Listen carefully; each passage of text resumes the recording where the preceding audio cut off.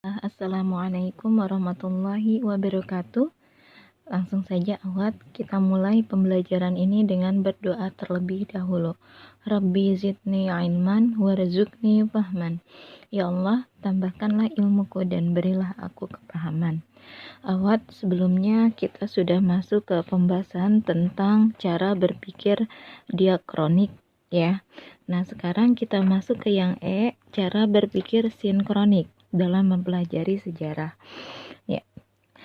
Berbicara tentang sinkronik, nah di mana kata sinkronik itu berasal dari bahasa Yunani, yaitu sin yang berarti dengan dan kronos yang berarti waktu. Nah, adapun dalam kamus bahasa Indonesia, sinkronik itu diartikan sebagai sesuatu yang bersangkutan dengan peristiwa yang terjadi pada suatu masa. Ya. Selanjutnya, awat di dalam kajian sejarah juga, nah ini secara sinkronik artinya, nah ini yaitu mempelajari peristiwa sejarah dengan segala aspeknya pada masa waktu tertentu secara mendalam, ya. Atau lebih lengkapnya yaitu cara mempelajari atau mengkaji pola-pola, gejala, dan karakter dari sebuah peristiwa sejarah pada masa tertentu, ya. Dimana untuk ciri-cirinya adalah yang pertama mengkaji peristiwa sejarah yang terjadi pada masa tertentu saja.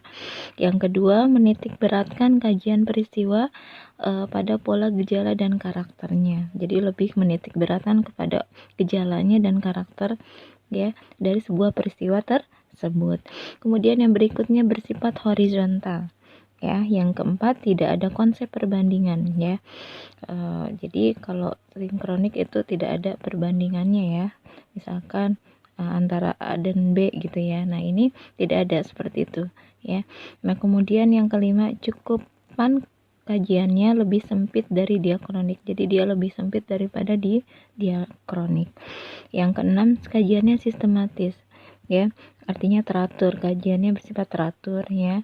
Kemudian yang berikutnya cirinya adalah sifat kajiannya mendalam. Nah, itu ciri-ciri dari sinkronik ya. Nah, kemudian ahwat ya.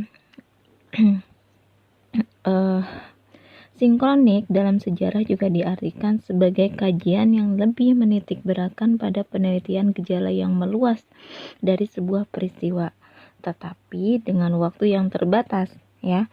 Contohnya misalkan seorang sejarawan ingin menyusun sejarah perekonomian bangsa Indonesia pada zaman Jepang. Nah, yang dilakukannya adalah dengan cara apa?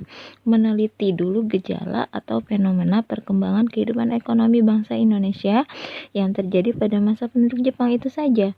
Ya, jadi tidak ada tulisan yang membandingkan dengan kondisi masa pendudukan Jepang di tempat lain. Jadi, kalau misalkan seorang itu menyusun ya, misalkan menyusun sejarah perekonomian ya, misalkan sejarawan ingin membuat atau menyusun sejarah perekonomian bahasa Indonesia, nah yang dikaji adalah itu saja. Jadi tidak meluas ya. Jadi hanya itu saja ya.